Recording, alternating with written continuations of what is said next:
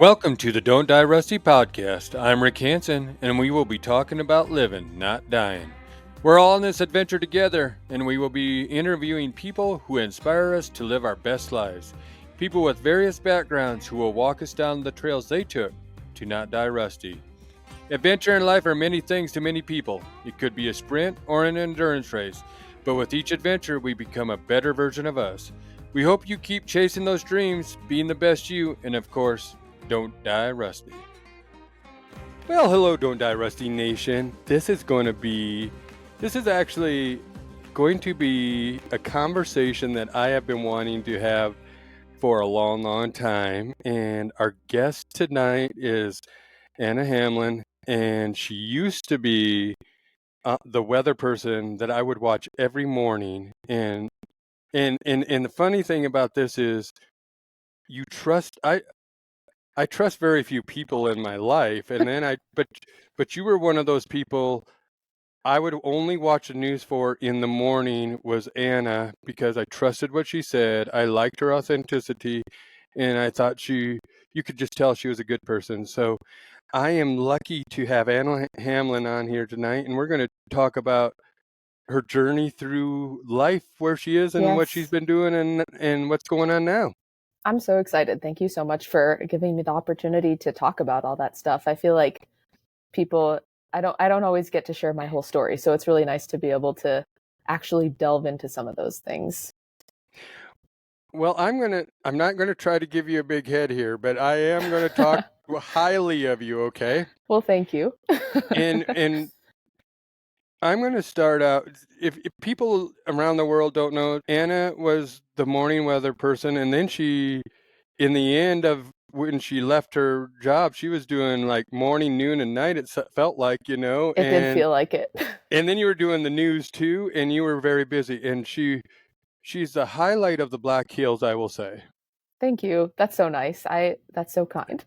When you came on, my wife always gives me heck, but because I'm a very critical weather person in the aspect that if you don't know the names of the town, why are you even talking about them, kind of thing. Mm-hmm. And Anna, you came on and you knew the names of the town. You brought something to the weather that you and Brant did.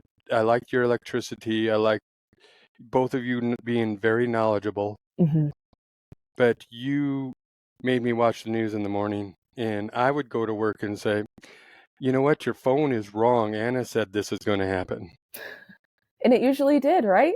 It usually did. And you brought, you'd bring in your crocheted animals. Yes. Yeah. You would talk about your cats. Mm-hmm. You would talk about, I loved how you talked about ice fishing. Always. Except I'm not a fisherman. I'm a hunter, and I go out and do my stuff that way. My dad's a big fisherman, and I kind of miss those times. But it's interesting that you do that, and we'll get more into that stuff. But can you tell us a little bit about yourself and the stories? Like, how did you get to Rapid City, and what made you enjoy weather, and then change your? I mean, it's kind of like I wouldn't even say 180 degrees change in perspective. And how did Yeah. you get to places you've been? That's a super good question. And I'm glad that you're letting me talk about that, because I told you before, a lot of people, like I see them in, Sam's Club or whatever, and they're like, why would you leave? And I end up saying, well, it was God's plan. Weather wasn't really my calling after a little while, but it was my dream for so long. And it's hard to have that conversation with somebody in 2 minutes in the grocery store aisle, to explain Yep. like what God's calling on your life is and why it changes and how that changes as you grow. So I'm glad to be able to talk about that a little bit. I went to college for meteorology, obviously, got my degree from our physics and space science program in meteorology at my college. And I did not really grow up religious or anything at all. I was just kind of raised to be good to people and do what I wanted and follow my heart, which is a wonderful, way to raise a kid. Mm-hmm. And by the time I graduated from college, I had kind of a weird path into my job, I feel like. So I was set to graduate in May of 2021 from college, but in November Mhm. of 2020, I ended up getting my first job in broadcasting because my last semester of college, I only had 2 classes left, and it Mhm. was 2020. So both of my sports, I did cheer and dance and cross country and track in college. Both of them were canceled that year. So I was like, why am I even still on campus to take 2 classes and not do any of my sports? It just felt kind of silly. So in November of 2020, I applied for a job in news because my whole life, all I wanted to do was the morning weather. Like that was my life dream. Wanted to do the morning weather, help people wake up and have a good start to their day. I was always good at math and science and talking to people. So I figured that was kind of the best combination of all of those things. And I decided to get started. So I moved up to West Virginia in November of 2020 and started my job there. And it was a little bit of a rocky start, I'd say, in the broadcast industry. Um, you don't make a lot of money to start off, especially in the news stations that are owned by like media corporations. So that's a huge reason why I ended up coming here, because News Center 1 was not owned by anyone. It was just a local station owned by a local person, which is why I moved Mhm. here eventually. But um, going back to West Virginia, I started November of 2020 making $29,000 a year in West Virginia, which is not really like a livable, sustainable wage.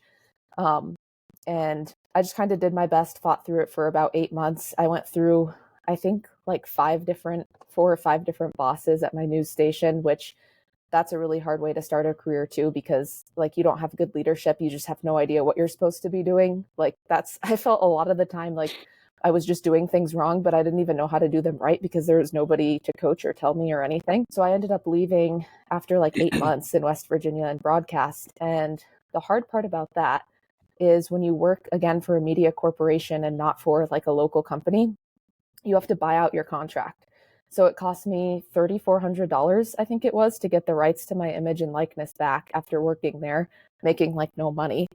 So that already kind of put me on a path of like, I don't know if this is for me. Like, I don't want to have to buy my image and likeness rights back just to be allowed to move. I mean, to be 21 and feeling that trapped, like I can't even leave somewhere that I'm not happy at because I have to pay them multiple thousands of dollars to get out. I just don't like that they put people in that position. Like, I don't think that's a fair way to treat anybody, but especially basically a kid. Like, I was 21 years old, turned 22, and then moved to Rapid City because I said, well, I want to give this broadcasting another try, but I want a family owned station and I want to live in a small town where I could actually see myself raising a family someday. So I moved out to Rapid City. I had visited here as a kid and I absolutely loved it. I just remember being 6 years old and like running around the Black Hills and Custer and Hill City. I remember getting pie at the Purple Pie place and I was like, I've got to go back there. I've got to live in near that Purple Pie place. I was just I was so determined. So I moved back here, absolutely fell in love with it. And it really healed, I feel like it healed my relationship with media a lot as well, because I also felt kind of like an odd duck out. There's not a lot of um, more like traditional Christian young people in media at this point, I don't really feel like. So I also kind of felt like the little lost goose just wandering around trying to do my own thing, but not feeling like I really fit in. So moving to Rapid City definitely healed that as well, because the news station was absolutely phenomenal that I worked for. The best people, the best bosses, um, and they all turned into like my best friends. So I really appreciated that a lot. I did the morning show, I think, for almost 3 years, and I had a blast. But what was weird, like I said, I grew up, my whole life dream was to do the morning weather. I wanted to do nothing more than that.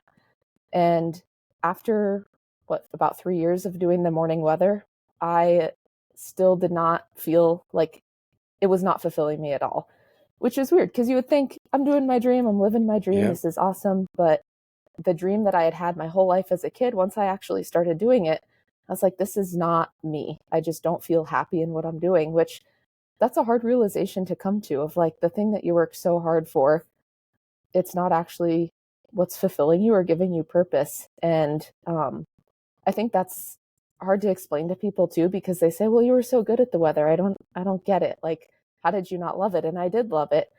Um, but I knew just like deep in my heart and in my chest, it just wasn't sitting fully right. I never really felt purpose. I never felt like even when I had a good broadcast or a good day, I didn't go home feeling like, man, I did something good today. I was just like, oh, how long can I keep doing this? And that's not where I wanted to live my life. So I promised myself, since I studied weather for 4 years, I'd work in weather for 4 years, kind of even it out, because then it's not a Yeah. loss, right? If you study it for 4 years and do it for 4 years, it's just a wash, is basically what I had Yeah. convinced myself. So I think in 2022, I started working as a reserve law enforcement officer. So I worked about a shift, maybe 2 shifts a month, I would say. And they were all volunteer hours, which again, people are like, are you nuts? Why would you do that for free? But I absolutely loved it. Made amazing friends, help my local community. It was awesome. And it was one of those things where um, I can't really put my finger on exactly how I started doing it. I just saw something online. Like I saw a Facebook post that said, hey, we're hiring our next reserve officer class. If you think this is for you, fill out an application, see what happens. And I just felt pushed to do it. I think, again, it's one of those things where God basically, I had to listen. I heard him tell me, hey, just go apply for this. And I think when a lot of people are looking for direction on their path, like you expect, an angel to descend and like point exactly where you need to go. And that's not how it works. It was more just like a gentle nudge that I felt inside, like, hey, maybe I should apply for this, which I didn't grow up with anybody really close to me in law enforcement or anything. So I don't know why I had that feeling, but I tried. Absolutely loved it. And then once I neared that 4-year mark in doing the weather, I just knew somehow inside that it was time to switch. And I applied for the job. I got it. And it's just been an awesome, awesome time since then. Well, it's amazing because what you just said about that nudge that God gives you. Mm-hmm. I always thought it was going to be like you see in the movies or whatever. The bright Yeah. light comes on and, whoa, this is what I was supposed to do. Uh-huh. But like you said, it doesn't happen that way. Mm-mm. But if you see things, you start realizing that some things become more important in your life in the Mm-hmm. aspect of that was your thought that you needed to do. Just like Don't Die Rusty is what I thought I needed to do to Yeah. get my voice out. Mm-hmm. And the things that when you do good for other people, what you're doing good for other people, and when people can be inspired either by you or have an aha moment, that means we are doing what we're supposed to be doing, and we are giving Yeah. back to community in the ways that we're supposed to. Mm-hmm. And I like Yeah. to hear that because so now I'm going to go back. What did your parents think about this? They were horrified. Absolutely horrified. Um, they thought I was crazy. They were like, "What do you mean? Like you're doing great at your job?" They would wake up and watch me on the news in the morning because you can stream the broadcast. Yeah. So they'd wake up, watch me in the morning, and one day I literally called my parents and I was like, "Hey, I just want to let you know, um, I put in my 1 month notice and I accepted a job in law enforcement, and that's where I'm going." And they were they're very surprised, to say the least. Yeah. My whole family was pretty shocked, and um, it was it was hard to kind of convince myself at that point that it was the right decision when everyone around you is like, "That's absolutely crazy. Why on earth would you do that?" To even keep believing that I had made the right choice. But thankfully, I did have some friends that were super supportive at the time, and then eventually my family came around to it too, especially after I graduated from our police academy here and got a few months into my job and was out on my own and doing good things. They definitely saw eventually, like, oh, that does make sense for her. They kind of saw how I adapted to it and how much it actually did fit my personality. Well, good. It makes me happy to see somebody chasing their dreams. Mm-hmm. And it also, sometimes I feel like maybe I didn't do what I was supposed to do sometimes, but you never know where you're supposed to be at times. And Yeah. like you said, I think God guides you to the places you need to be. Mm-hmm. And, because I have a lot of military friends, I have a lot of law enforcement friends, and I was thinking, why didn't I go do this stuff when I was young and Yeah. 20? But I think I was just supposed to go a different direction, and that's the way it was. Mm-hmm. But I want to say thank you for doing what you do. Well, thank you. Yeah, You, we all appreciate that a lot. I believe that you guys don't get enough thanks. Law enforcement doesn't get enough thanks for what they do. You know, if you pick me up for speeding or whatever I was doing, I just but that I guess I was speeding. You know what I mean, Yeah. kind of thing. So no, whatever. But thank you for that. But anyway, you. I told you this earlier, and I talked to my wife after I talked to you on the phone just a little bit, and I said, and then I said I told because you brought a light to the weather Hmm. every morning, and I told my wife and I told you I said when it was Christmas time and Deadwood had the Christmas tree up, and you would always go to the Christmas tree. I always wanted to say you're awesome, man. I have a big banner out there or something because I wanted you to know that we all appreciated you. We all appreciate the authenticity that you bring to whatever you do, and the friendliness, and you you are a person that I feel gives everybody confidence in themselves by saying, well, Anna is telling us the weather. You're in law enforcement. I don't want to meet you in that capacity. I'm just kidding. But anyway, but uh it was interesting because you'd bring on your crocheted dinosaurs, or Hmm. you talk about your animals, and we would it was one of those things that even Cindy, before we got uh like, I'm getting ready to go to work, she's getting ready to go to work, and we're still watching the news, and the camaraderie you guys had in the morning was awesome too. Yeah. And like I said, it just drives me nuts when people don't know names and stuff, but Hmm. you did what you were a shining light in the mornings, and I believe you will be a shining light in law enforcement too. Thank you. Yeah, actually that's one of the main things I focus on is just being good to people. That's why I wanted to do morning news, was because like life is hard. I had so many hard days. I mean, I'm only 25, but I've probably had more harder days than most, I would say, and some of that's my doing because I made things hard on myself with how anxious I got about life for absolutely no reason. But life is super hard, and I know my pastor's wife, she always says at the end of the day we're all just walking each other home. And that's something that I tried to bring to the morning news a lot.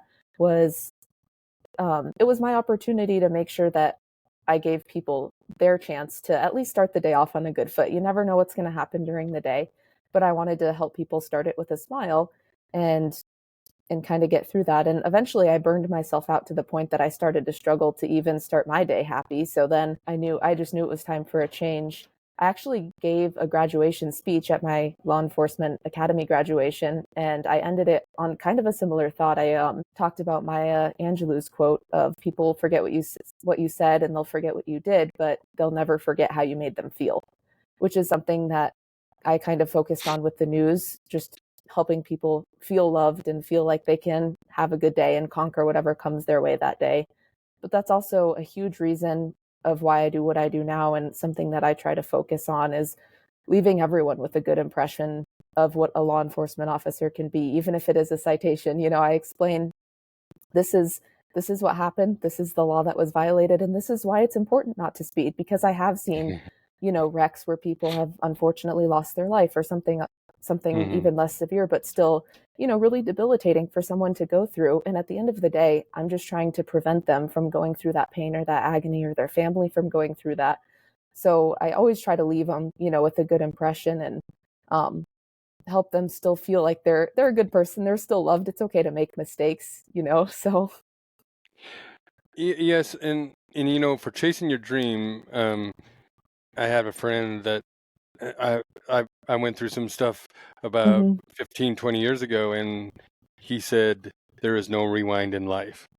no. You can never go back to where it was. So when you're chasing your dreams right now, like it's interesting how I love to see that you decided to do this and you're successful in whatever you're doing, because you can tell that you would be successful in whatever you would do because of the push that you have to be successful. The other thing that interests me was you being outdoors all the time. And now I love Yes. how you're challenging yourself not just because of the fish, not just fishing, but you're shooting archery. Hmm. You're in, and this is where I have found my peace. This is where you can go shut off that phone, you can disconnect, and you can.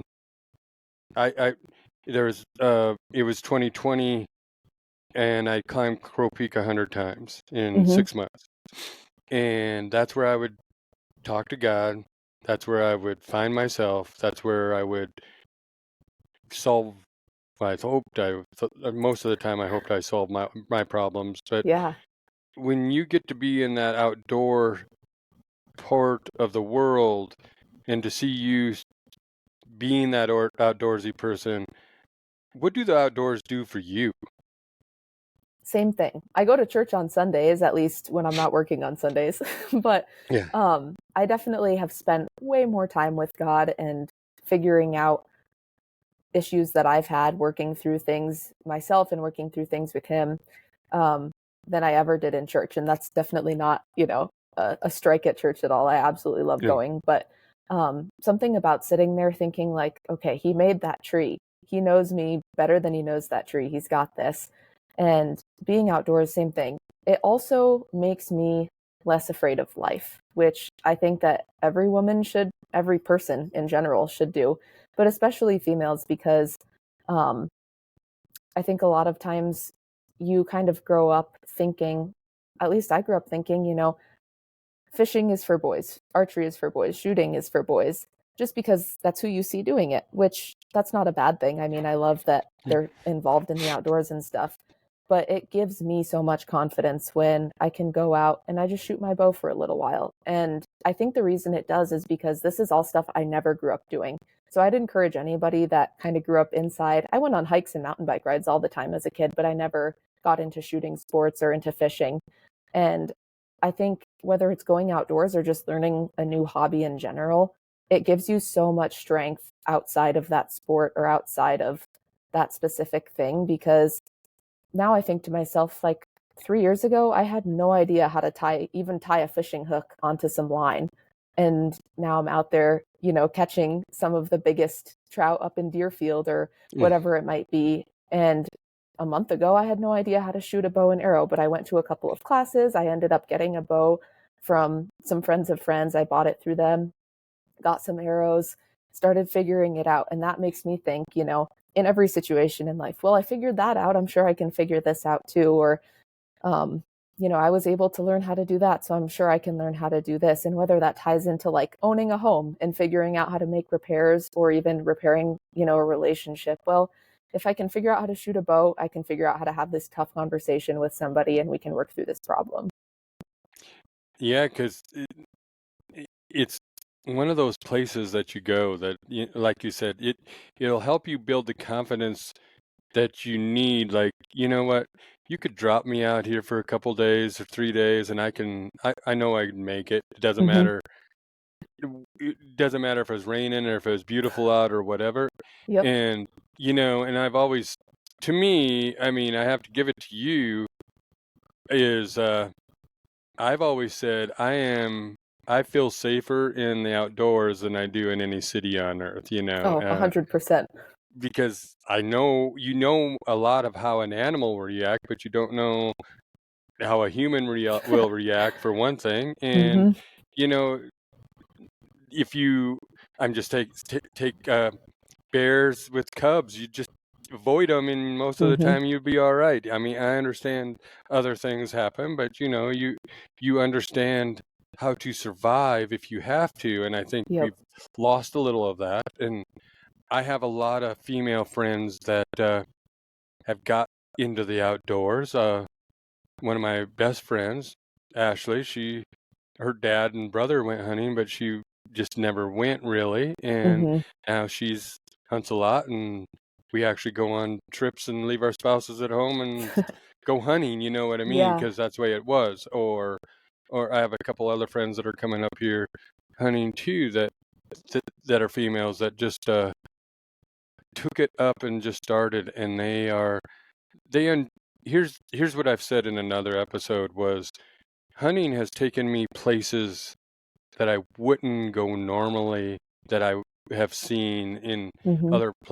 other states or other parts of the country, and that makes me happy. That you get to, and there's nothing, I don't know about you, but I love, for me, the morning sunrises are my best part of my day. Yes. And I post a picture every morning about the sunrises and stuff like that. But it is amazing to me to have God smile on you with whatever you, and it's never the same. Mm-hmm. You know, there's a different color every morning. There's a different it comes up in a different area, or and you know, when people start wanting to see the sunrises or sunsets even, Mm-hmm. I just believe that sunrise, you have to get out of bed in the morning. Anybody can see a sunset, but Yeah. the sunrises, you have to get up to see them, to enjoy them, and the cold, fresh air and everything. I Mm-hmm. don't have to get deep into that because people have heard all this stuff, but it really makes me feel at peace, and it really makes me feel fulfilled. Mm-hmm. For sure. And so, where do you see yourself in, you know, do you feel that you're going to start like deer hunting and doing other things and like enjoying that time out in the woods or wherever too? Yeah, for sure. I mean, hunting is something that takes, I think, a couple of seasons to get into. And I started in 2022. I actually went out with my friend when they harvested a doe with their doe tag that year. So I kind of got to watch. We ended up doing kind of a spot and stalk on public land, basically, is how I've been learning. And so I'm hopefully, fingers crossed, going to get a turkey this season. That's my goal. Kind of start there. I feel like a bird might be a little bit easier for me to start with than um, a doe or buck. So I figured turkey's a good place to start, and then I can keep kind of moving up from there. And it's something I'm very very interested in. I really want to. Hopefully, I'll put in for a deer tag this year. Hopefully, I get one. I'm able to draw one. That way, I can really start getting into that as well because I also like being able to harvest my food and then eat it. I am super into like healthy and clean eating to the best of my abilities, and it's easy to do when you have your own animal that you've processed and you know exactly where that came from. So there's no preservatives in it. If you do it yourself, then you know you know exactly what's in there. So that's something that I'm very interested in as well. Well, it's interesting you say that because I that's why I eat a lot of, I mean, between elk, deer, and whatever else we get, Hmm. that's 90% of our meat, Yeah. and you know where it came from. I'm nothing against where, I know we're in beef country, Hmm. but I know where because we we butcher it, we do everything, process it ourselves, so we know exactly where it has come from, and we know Hmm. exactly what is what has been done to it, and we know it's Yeah. ours. And it's interesting. You also say you're clean eating as Yes. best you can, because I was in a little funk, and I've done a couple episodes about that, and I have started seeing a functional doctor, and Hmm.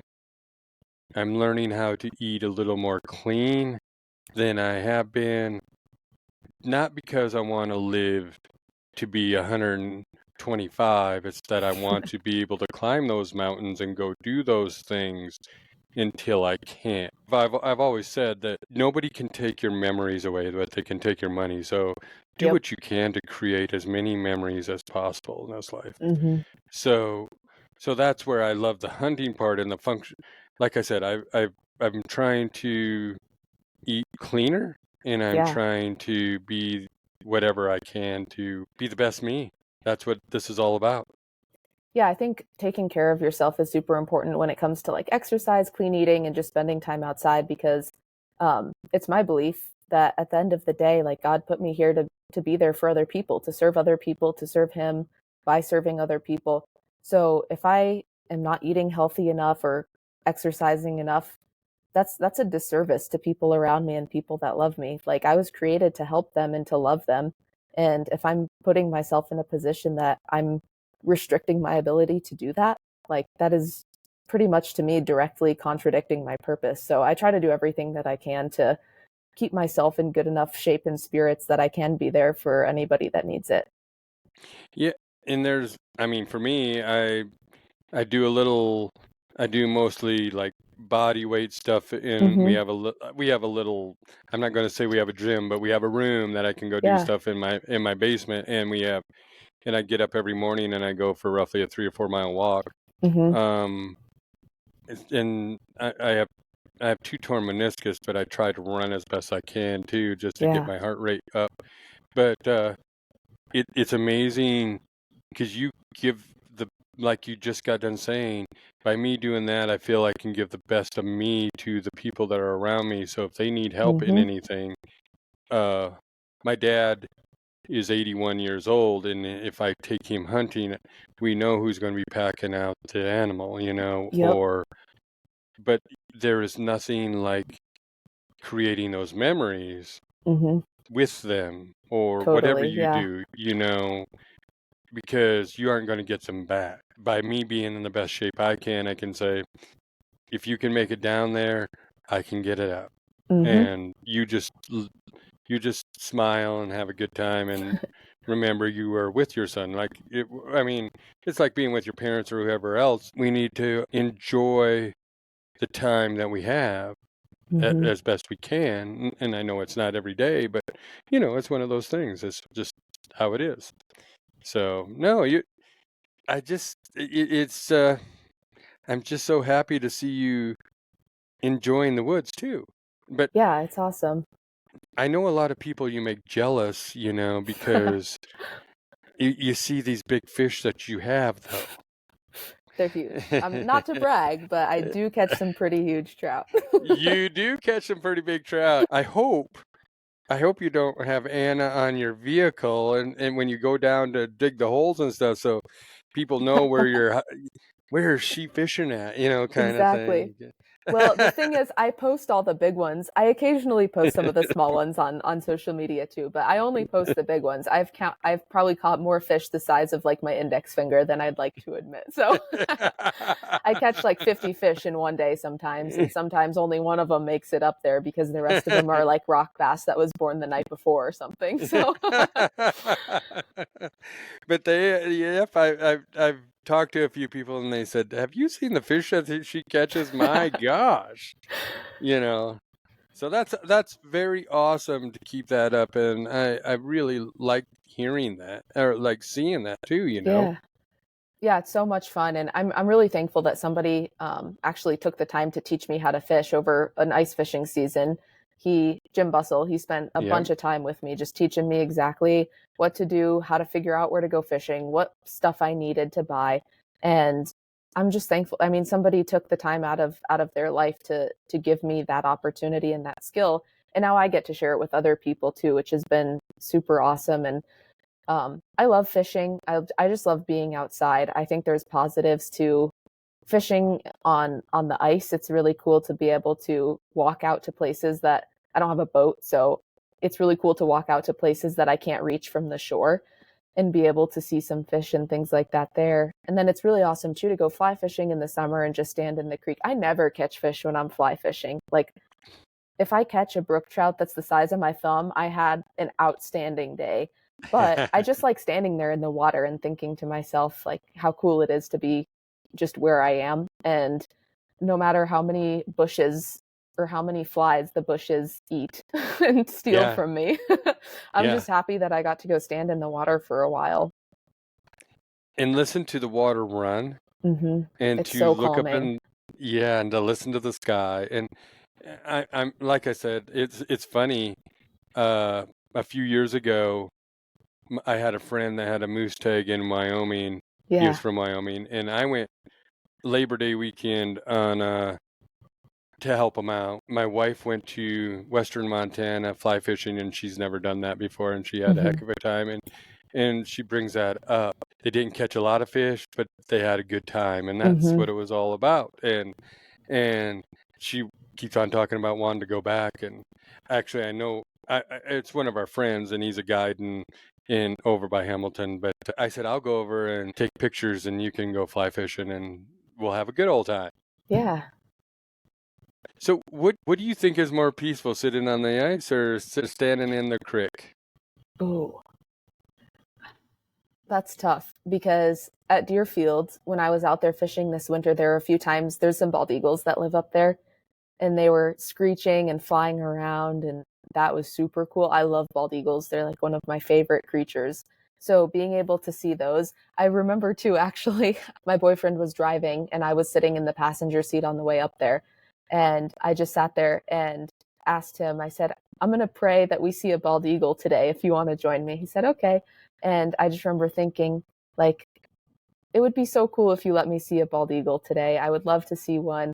I haven't seen one in a long time. And then we saw a couple of them flying over us. And it's just one of those little things where, you're like, wow, God really is always listening to me when you just say, hey, I just love to see an eagle. And then all of a sudden one goes soaring above your head, 10 minutes later. So I always have those experiences. And then in the creek, on the other hand, I get to stand there and I'm thinking about, well, this water is always moving, it's always changing, it's never the same in the same second. And I think that's a really cool thing to stand there and process too, is like, yeah, this moment could be hard in life, but life is kind of a little river and you're going to hit some of those huge rocks and get tossed around, and then you just keep on floating downstream and it calms down, and it ends up always getting better. So I also like sitting there hearing the birds, standing in the water, that kind of thing too. I think they're peaceful in different ways for me.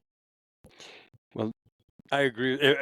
When I was looking around here, I was looking at, but I took the picture to work. But I was lucky enough. We went out to Jackson to the elk refuge and went on the sleigh through there. And 1 year, I mean, I've done it a few times, but the 1 year we went through, there's a dead elk out there, and there's a bald eagle on top of the elk, and I have a picture of that, and I was looking, well, that's because there's something about a bald eagle. It doesn't matter where it's at.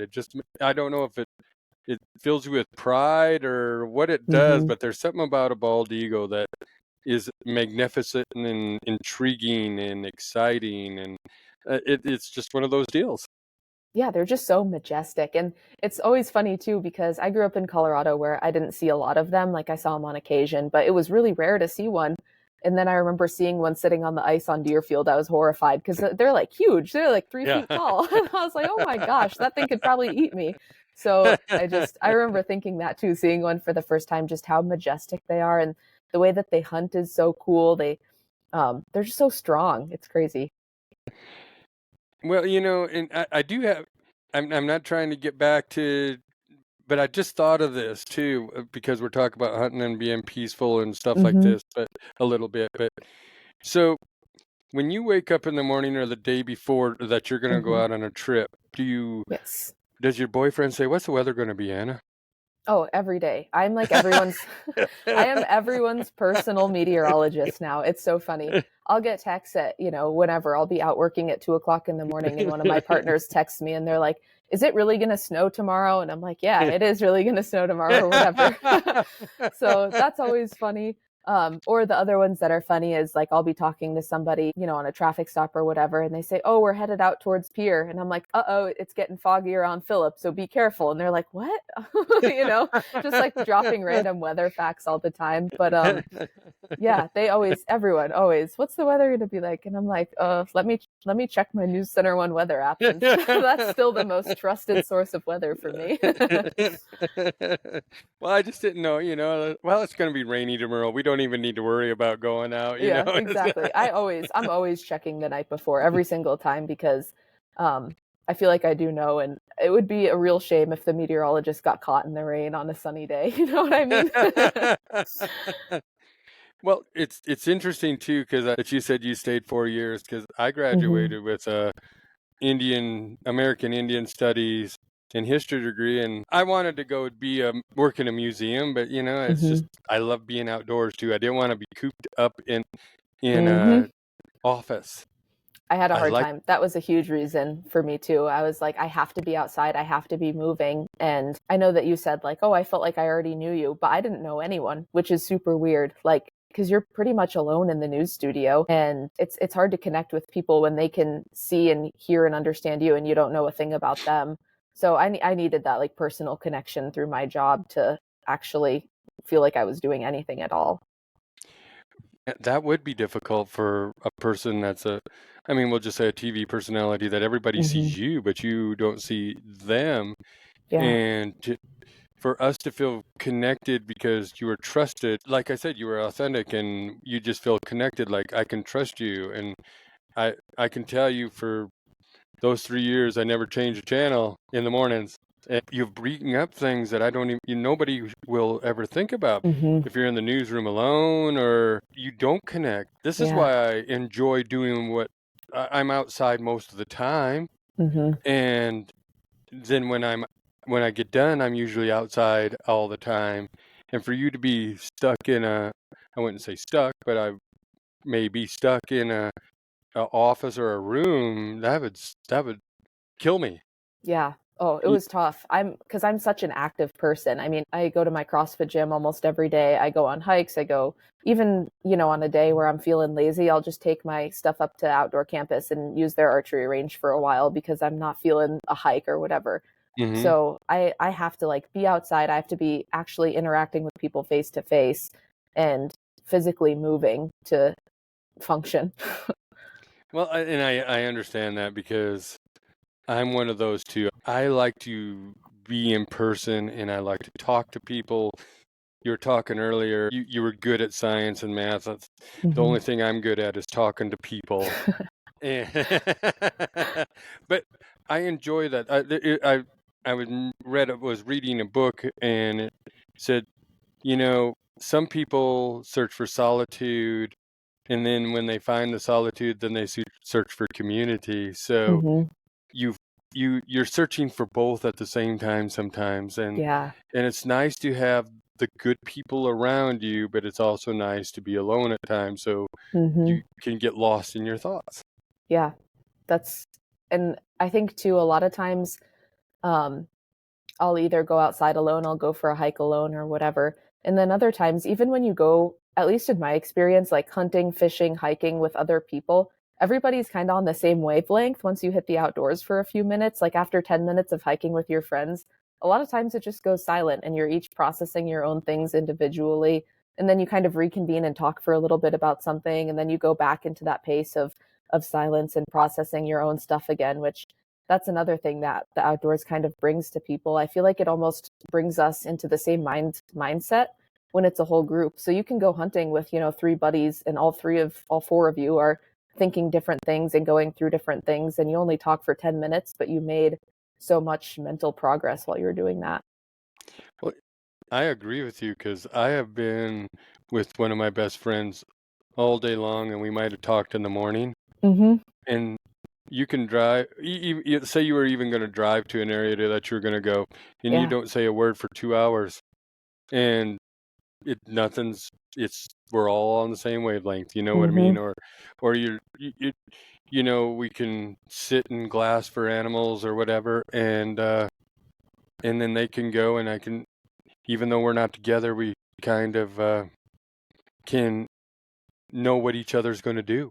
Mhm. I have I have one friend that when like we'll split up and go different areas, and I bet within 20 minutes we're back to where, without even calling, texting, anything, that we're heading back to wherever, we end up back at the same place about within 20 Yep. minutes of that. I don't, and I like that connection, like you said. It's one of those rare connections that very few people truly get to Mhm. see, because I feel in a city, and I'm not trying to knock cities, but I do, um, that that you don't get that connection because Mm-mm. everybody's in a hurry, scurry, busy mindset. And when you slow down just a little bit and you get to know your friends and know that they're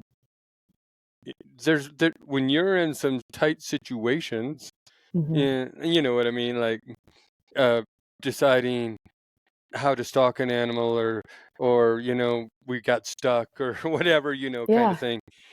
That's when you get to know the real people, Mhm. and when you get to know the real people, then the connection really starts growing, and you become you become closer. Either that or you don't, and you'll never go hunting with that person ever again. Yeah.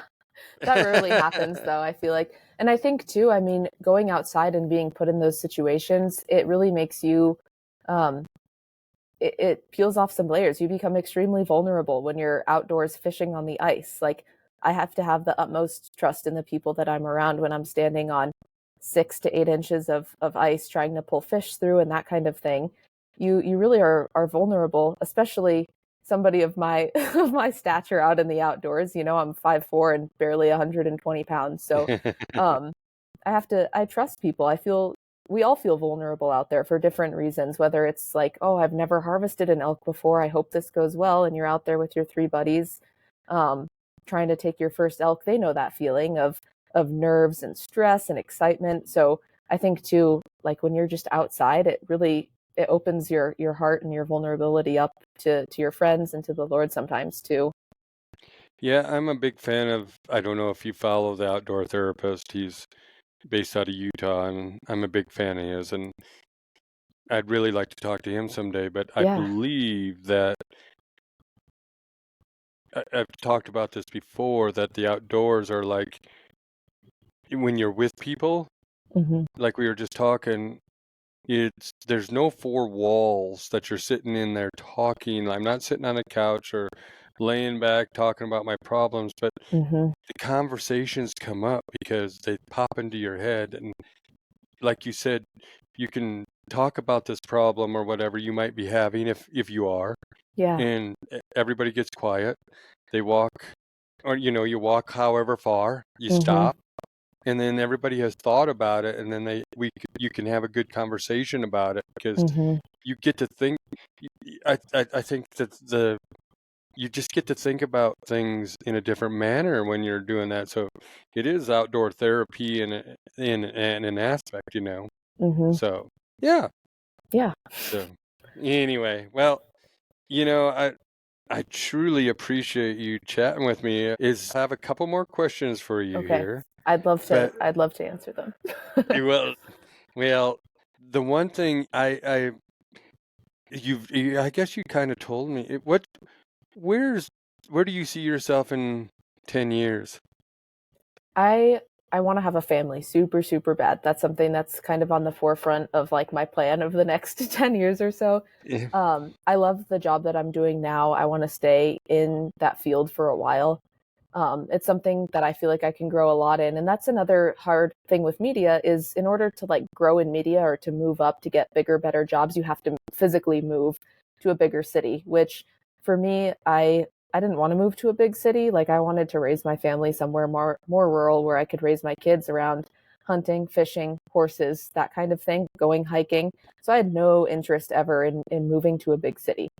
Um, so I do see myself staying here in like the Western South Dakota area, staying in my job. I just want to have a family next. That's always been a dream of mine, and that's going to be one of the harder ones I think to chase for me because that's all uncharted waters. But um, that's my next big goal for sure. Well, good. And now the final question is, what's the good life to Anna Hamlin? The good life, like my ideal. Your I what? Yep. Hmm. What makes you? What's the good life? What do you see? What brings you joy? What I brings that think. peace? What brings the best of you? What's the best of you? Hmm. Oh, that's such a tough question. That's why I ask it. I think well, again, I'm a very spiritual person, and I think most Christians' goals is to get to the end of life where you walk up to heaven and you hear the well done, my good and faithful servant. And I think a lot of us think of that as something that we have to achieve by the end of life, right? Like that's the ultimate end of life goal. But we don't know when end of life is. Nobody does. And I think living that way every day is what makes me feel good, where I lay my head on the pillow and I think to myself, did I serve everyone around me to the best of my ability today, whether it was somebody I interacted with through work or one of my friends or even one of my pets? Like, did I make them feel like they were in a safe, comfortable, warm home? Did I help my friends through their day as I should have. And that's what makes me feel good at the end of the day, is knowing that, yeah, I went above and beyond for every heart that I interacted with, whether it's on four legs or two or no legs, my pet snake agate. Did I make them feel valued in today's world? Because like I talked about before, it's a tough life and we're all just trying to get through it at the end of the day. And no matter what walk of life you've come from, I just want to make you feel like you belong where you are, and that you do matter and that you are loved. So as long as I get to the end of my day and I feel like I don't have any regrets in the way that I treated somebody, then that's what makes my day a good one. Well, I love hearing that because I believe you decide how your day is going to start by the Mm-hmm. attitude that you bring. And I try to tell people every day that they're seen. I try to tell people that if you are having that bad day, you have one person cheering for you every day. Yep. And that's me. And I want you to be the best you. And Yeah. some days we can't be the best us just because of circumstance, but Mm-hmm. we can be the best us in those situations. I was going to say, like, cheering for somebody else is an excellent way to make your own day good, even if it's really crummy. Like, I've had so many days that everything is going wrong, horrible things have happened, and I just feel crushed. But then you get the opportunity to like cheer one person on or make one person giggle a little bit, and it fixes the whole thing. So I think there's a lot of power in that too, of like, just even I've had days which I don't, this is going to sound selfish somehow, but I promise it's not, where I'm I having know like a horrible day and I'll text somebody that I went to the academy with or somebody from college. Just be like, hey, it's Anna. I'm thinking of you. I'm so proud of where you've come. I just saw that you got engaged a couple of weeks ago and I'm so excited for your future. And just sending that text makes me feel better. And I know that it's going to sound like I am nice to people just to make myself feel good, but that is a good way to help yourself, because then you have that sense of purpose of like, okay, I can help people. I can be here for somebody else. that is not selfish because I tell people every day. Here's the funny thing. Like I usually I usually wait till like a Saturday or a Friday, Saturday, Mm-hmm. and I scroll through my phone. I mean, I scroll through my contacts Yeah. and I see somebody I haven't talked to for a while. I Mm-hmm. text them, say, thinking about you, have an amazing day, you're an amazing person, Yep. and then send the text. Yeah. And I've had few people, and more than not, say, how did you know I needed that today? Yep. And those are the good things. People don't realize what that little text can do to other people. Mm-hmm. And I wish there was more of that, the caring part, because, Yeah. why are you in my phone? If I said I'm going to Yeah. text you, I'm going to call you, Mm-hmm. then I should keep in contact. Yeah. Um, those you got to let people know that you're there, because I've talked a few times about that that 3 in the morning person. Mm-hmm. Do we have those? Yep. Who's that person you're going to call 3 in the morning? And I'm not saying 911. I'm saying Yeah. that but I'm saying that person, like, I am down and out and I need somebody here right now, or let's we need to go fix this or do that, or I'm in trouble Mm-hmm. somehow, like whatever. I'm stuck, or it doesn't matter what it is, but I'm just saying we need to know who those 3 a.m. people are, and we also need to, those 10 and 11 p.m. a.m. people too. We need to be able to say, hey, thinking of you, because you never know where they're Mm-hmm. going to be too, and that is Yeah. not selfish. Well, thanks. I hope not. And I've given my phone number too before to people that have called 911 at 3 in the morning, given them my work cell number and just been like, hey, if you're feeling this down, like send a text, give us a phone call. Like, um, we're here to help you, because at the end of the day, like, especially when you're working in a small, area, Western South Dakota is, everybody knows everybody here. It's our community that we're taking care of. So it's kind of a situation where I'm like, look, if you find yourself in a tough spot at 3 o'clock in the morning, we've all been there. Every person in this area has been there at 3 o'clock in the morning, just having a hard time for whatever reason, whether your car's stuck somewhere and your tire fell off, or like you're just really going through something tough, mentally. We're here for each other. So at the end of the day, we're all walking each other home. And if you're having a tough time at 3 in the morning, you stumbled and fell down on your path. I think it really is our responsibility to pick each other up, whether you're a first responder or whether you're just a friend. Sometimes your friend is your first responder, and that's how it should be. Like, you can be anyone can be a first responder to their friend going through something. And um, I sometimes get put in the position where I become someone's friend quickly just because I want to help them through whatever they're experiencing. But we're all first responders of each other. When we hit a crisis or something goes wrong, we should all be thinking that way, that we have the ability to help our friends through that. It doesn't take a professional. It doesn't, I mean, not knocking therapists, but it doesn't Yeah, always take a therapist to get through something. Sometimes it just takes somebody that you like and that you trust listening to you, and then that can move some huge stones.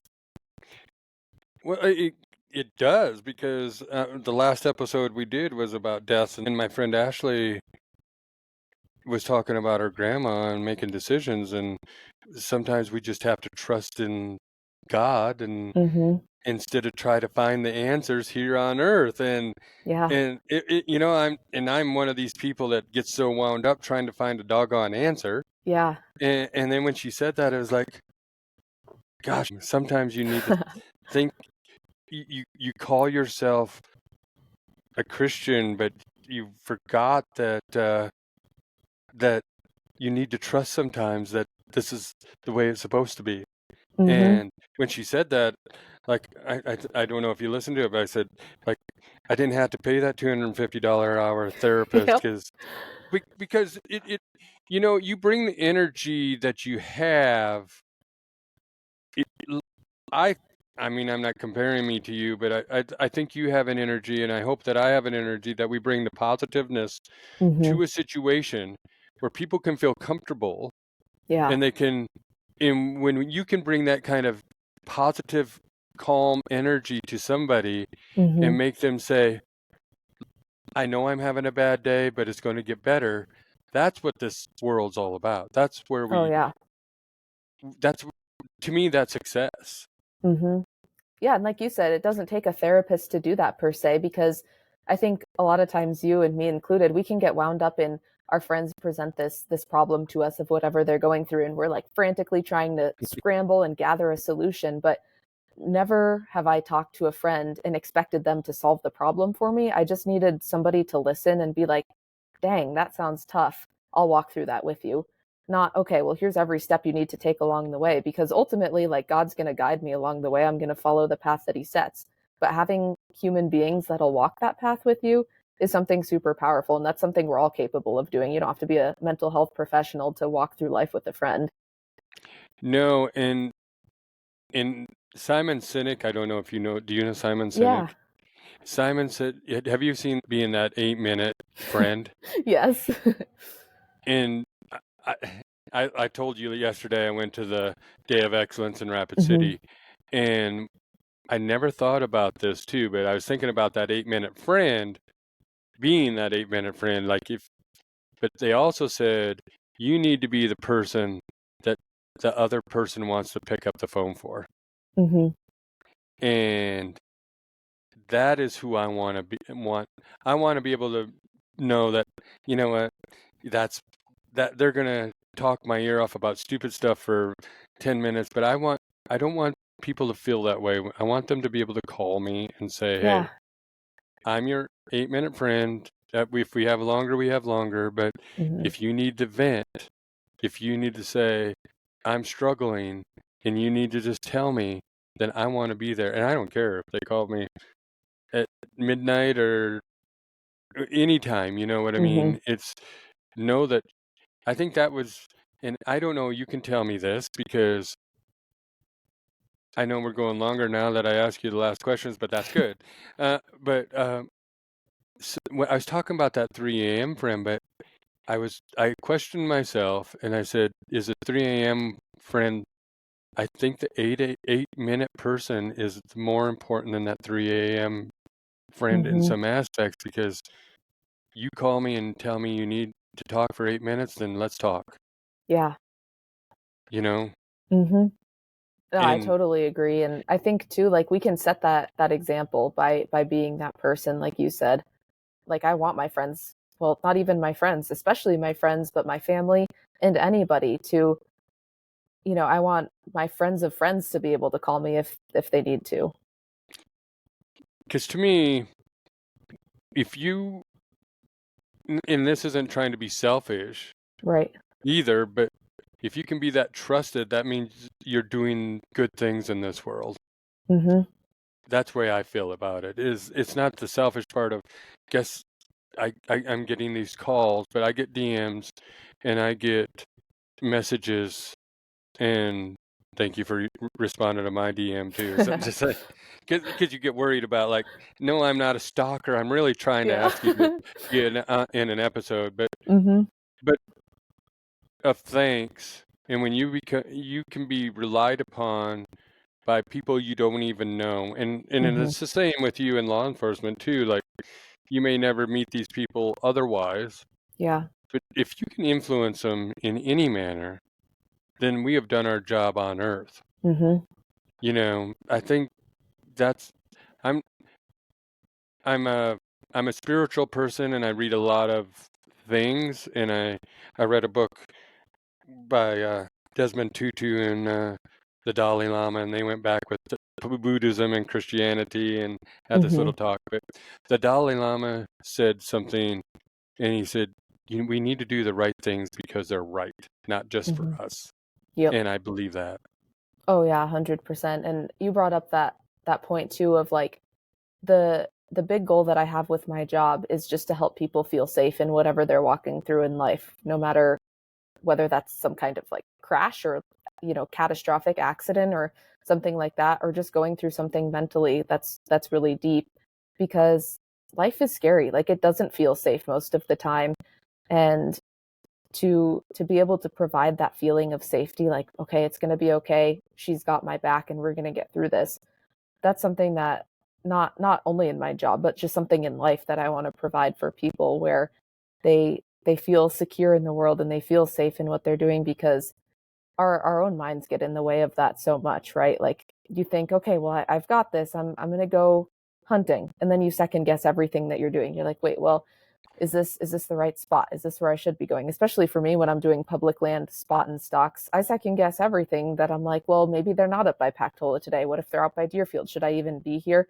What if this isn't the right round? Should I have bought a more high powered rifle? Like, you start to question everything and um, second guess everything. So, like, just to give people confidence in what they're doing in life, that's really powerful too. And I think that's the biggest thing, is confidence. And Mhm. it took me a long time to be confident within who I am personally, because Mhm. sometimes you question yourself, and then I I don't know if it's age or what, but then I stopped caring about what people thought, and Mhm. I'll do the right thing even if it's questionable, in that other people don't seem to like that person, but if you give a chance to that person, how do you know that won't affect them?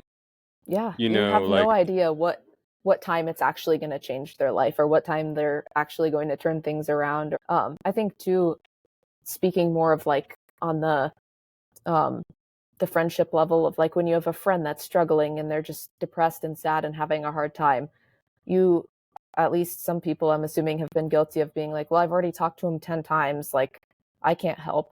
But it could have been the 11th time that would have really helped them see something that they hadn't seen before, gained a new perspective, and gotten out of that hole. So yeah, I totally agree. exactly. And so I just think this is I think we're finding our way, and I think we're finding our why. Mhm. And eh, eh, I just wish I would have been your age and known what my why was and my way at the same time, because I appreciate what you're doing, and I appreciate that you can. Here's the other thing I think you do, and I don't think you understand this at times because of who you are, but I look at the females that you are influencing that you don't even know, because you are chasing your dreams, and that's very, very cool to me that you put it out there. And I, I mean, I talked to a couple people and I said, I'm going to go do an episode with you. And they told me how their daughters were looking at you in a sense. They're like high school Mhm. kids age daughters, and how you chased your dreams. You kind of had you were following your directions you thought you needed to go, and Mhm. you're influencing young females in this area more than you think. And people don't really know who they influence. Mm-mm. And I I think you need to know that you influence a lot of young females in this area too. That's really important to me. Like that means a lot because that's the group that I want to influence. I mean, it's tough to be a girl in a lot of fields, but especially some of the ones that I've been in. It's just difficult to be a woman in STEM or a woman in um, a first responder field. That can be difficult too, and not not because of the training or anything else, but just because there's not a lot of them. Like it's hard to find somebody to look up to. It's hard to find a mentor when there's just not a lot of them around. Um, so that's something that I really want to focus on is encouraging girls and women of all ages really to get involved because I remember seeing this really changed my perspective about doing stuff outdoors. Just I saw an Instagram reel one day, just aimlessly scrolling as I did, and sometimes I think God just pops things up onto my screen when He's like, "Hey, look at this," and it was a Yeah. reel, and this girl said, I hate that I'm afraid to do everything, but I always have fun when I go and do stuff. So I'm just going to do things afraid. And that's something that it changed my life hearing that. Just do it afraid. Like you're always going to be scared or anxious to try something new because you feel silly. Like I felt ridiculous the first few times I went fishing. I remember going to Pactola, like my second time I had ever gone fishing on my own. Everything got tangled. My hook's like tangled into the weight. It got stuck under a rock. I couldn't get it out. I had to cut my line. And then I'm sitting there and I'm like, I never even learned how to tie a fish hook onto a line. What am I supposed to do now? And I just walked up to some guy on the shore and I was like, "Hey, um, I had to cut my line because I got it stuck and I don't know what to do now." And he was like, "Oh, let me help you." And he taught me how to tie a fish hook onto a line and helped me get my a new weight back on and that kind of thing. And gave me a couple tips, which pretty much anyone is willing to do. That's like if you're fishing or if you're at outdoor campus shooting your bow, anyone there is beyond willing to help you develop that skill because they love it and who doesn't love sharing their passion with somebody. So I had to get comfortable with just being afraid of things and figuring it out, which again, that gives you so much power of life in general where I didn't know how to go fishing at all when I first started. Like I said, I got lost. I had to ask people for help and they had to show me. And now I just do things scared because I was like, I want to get into archery. And then I was like, wait, I don't have a bow. I don't have an arrows. I don't have a quiver. I don't even know where to start. So um, I just had to go into it and say, well, I'm going to feel really dumb for a few months while I figure this whole thing out and to not be afraid of feeling silly while you learn something new. You just have to do it scared and you have to do it feeling silly because that's where everyone starts at some point. Well, I'm still scared and silly and still Yeah, shooting a bow, and I've been doing it for years. exactly. But here's the interesting thing what you just said, and I don't know if it doesn't matter if it's a kid, if it's a female, if it's a Mhm. new person. It seems to me in this area of the world, we'll say, Mhm. everybody's helpful if you're having a problem, and they'll give you Yep. your tip, their little tip. And Yeah. sometimes it's not right, but sometimes they'll help you out, get you through the problem, and then somebody else will tell you. If you're not afraid to learn from everybody else, Mhm. you'll, you know what I mean? This this area is just so amazing to me that, like I told you about Total Archer Challenge.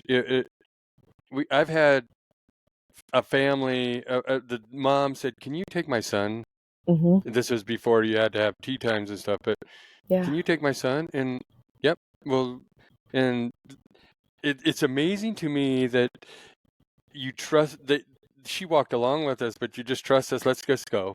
Mhm. We're just going to go through the courses, and that's the cool thing about this area is most people are helpful. Most people are friendly.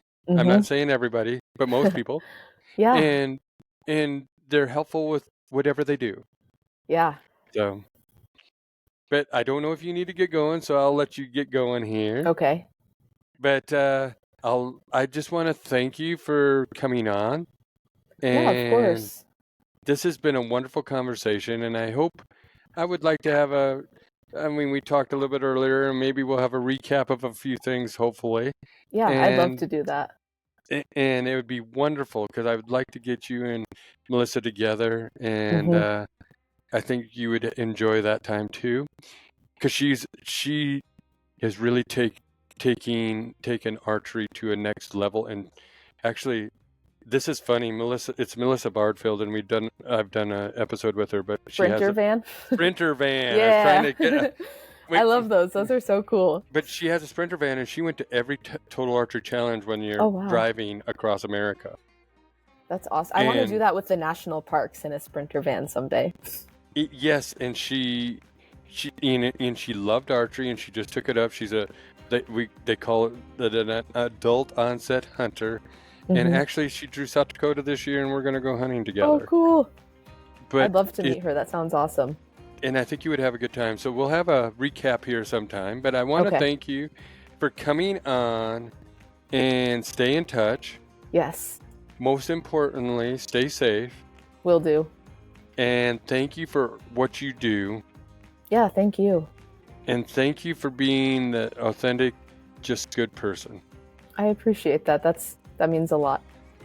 So anyway, Don't Die Rusty Nation, as always, keep chasing your dreams, being the best you, and don't die rusty. Thank you for listening to the Don't Die Rusty podcast with your hosts, Rick Hanson and Ricky Bruley. The Don't Die Rusty podcast is written and produced by Rick Hanson and Ricky Bruley. You can find us on Instagram and on Facebook at Don't Die Rusty. You can rate and review this show on Apple Podcasts and Spotify. You might find your review read on a future episode. Got a question for the Ricks? Send us an email at don'tdierusty@gmail.com. It too could be featured on a future episode. And if you haven't already, please subscribe to the Don't Die Rusty podcast wherever fine podcasts are downloaded.